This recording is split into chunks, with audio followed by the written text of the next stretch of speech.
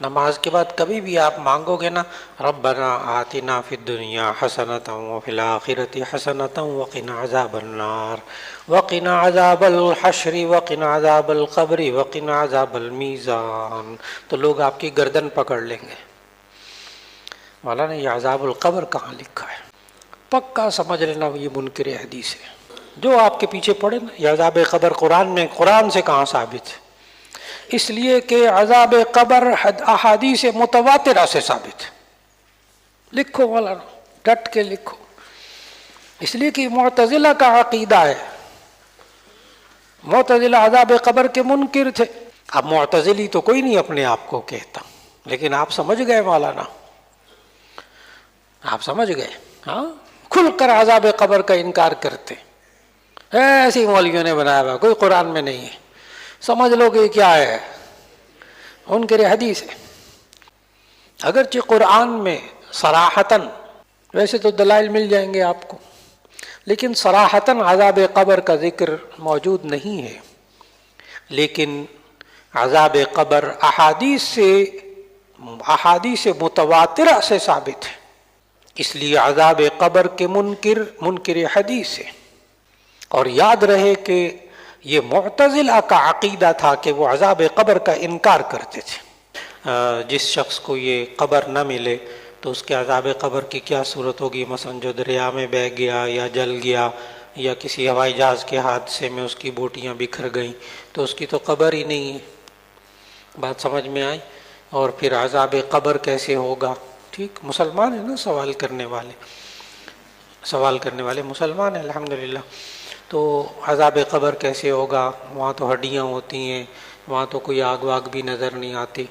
تو ایک دفعہ یونیورسٹی میں ایک لڑکے نے سوال کیا تھا یہ والا لیکچر کے دوران کہ عذاب قبر تو ہمیں ہوتا ہوا نظر نہیں آتا، تو یہ کیسے ہوگا؟ وہاں تو ہڈیاں اور مٹی ہوتے ہیں، جان تو ہوتی نہیں، روح تو ہوتی نہیں، عذاب کس کو ہوگا؟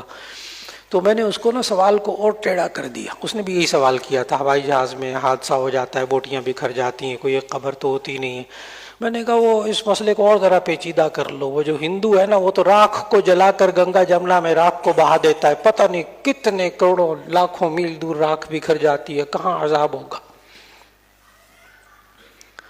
بڑا پیچیدہ سوال، میں نے اور پیچیدہ کر دی۔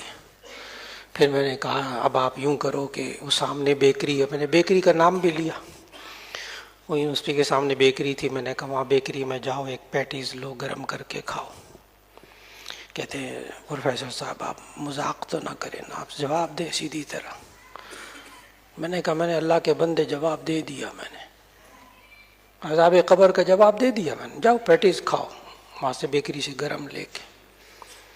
جب وہ پیٹیز ڈالے گا ایک ڈبے کے اندر، ہاں اوون کے اندر، پیٹیز گرم کرے گا، بٹن دبائے گا، ٹھنڈا پیٹیز ڈالتے ہیں، گرم پیٹیز نکلتا ہے۔ بندے نے تو ایک اوون بنا لیا، ایک قبر بنا لی جس میں وہ پیٹیز کو گرم کرتا ہے، نہ آگ نکلتی ہوئی نظر آتی ہے، نہ وہ گرم ہوتا ہوا نظر آتا ہے۔ بندے نے اپنی عقل سے تو ایسا ڈبہ بنا لیا جس میں گرمائش پہنچا سکتا ہے، جلا بھی سکتا ہے، گرم بھی کر سکتا ہے، اس کو لہریں بھی نظر نہیں آتی، اس کو آگ بھی نظر نہیں آتی۔ جو اس دماغ کا خالق ہے وہ نہیں کچھ کر سکتا۔ یہ اوون بنا سکتا ہے جس میں پیٹیز کو گرم کر سکتا ہے، یہ بھی تو قبر ہی ہے نا۔ اس قبر میں وہ مردہ ہی تو ڈالتے ہیں، وہ گرم نکلتا ہے، ہاتھ لگاتے ہوئے جلتا ہے۔ تو آپ نے تو اپنی عقل سے ایسی مشینیں بنا لی، اور وہ جو خالق ہے وہ نہیں عذاب پہنچا سکتا، وہ کیسے پہنچائے گا؟ ان ذرات کو کیسے گرمائش پہنچائے گا؟ پھر آپ کو نظر نہ آتا ہو۔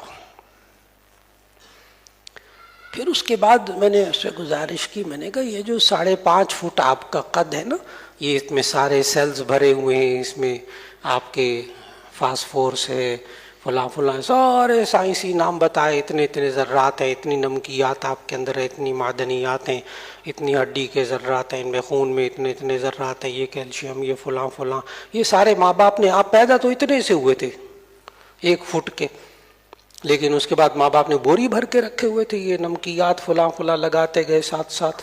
میں نے کہا پتہ نہیں آپ نے چائے پی تھی نکوٹین پتہ نہیں وہ سری لنکا سے آئی اتنی دور سے, چاول پتہ نہیں کہاں ہو گئے, گندم کہاں ہوگی, نمک کھیوڑے کے کانوں میں سے نکلا وہ آپ تک پہنچا, مرچیں کھائیں آپ نے پتہ نہیں کہاں سے پہنچی, پھر یہ سورج کی روشنی کئی کروڑ میل دور سے اللہ نے روشنی پہنچائی تو آپ زندہ ہیں سورج کی کرنوں کی وجہ سے. تو وہ خالق جس نے کروڑوں میل دور سے ذرات کو لے کر 5.5 فٹ میں جمع کر دیا ہے, اگر یہ 5.5 فٹ کا انسان پھر 6 فٹ کی قبر میں بکھر جائے یا پورے ملک میں اس کی بوٹیاں بکھر جائیں, کیا وہ اس کو اپنی اپنی جگہ عذاب نہیں دے سکتا؟ پھر میں نے آیت پڑھی,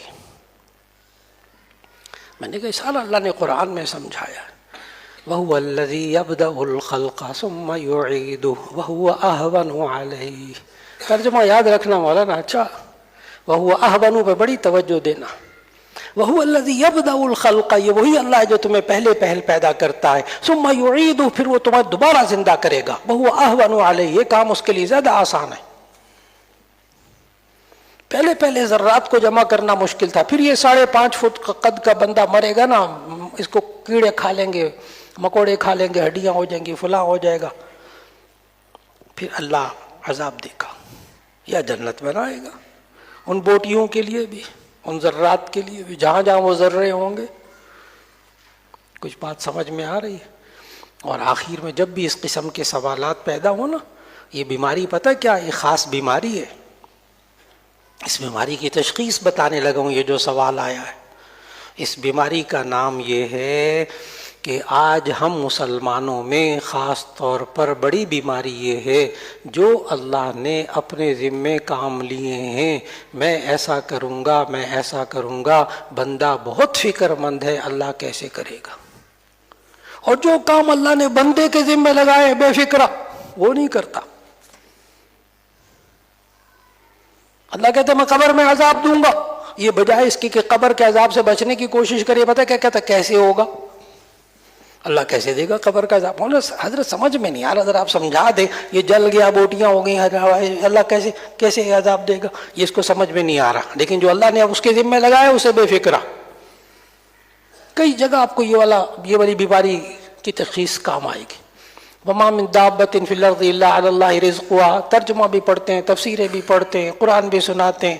ما من دابة في الارض الا على الله رزقها, کوئی جاندار ہے جس کا رزق اللہ کے ذمہ ہے. شادی کیوں نہیں کی؟ استاد جی وہ بھی کم ابھی ہے نہیں, ابھی استطاعت ہی نہیں ہے, شادی کیسے کروں؟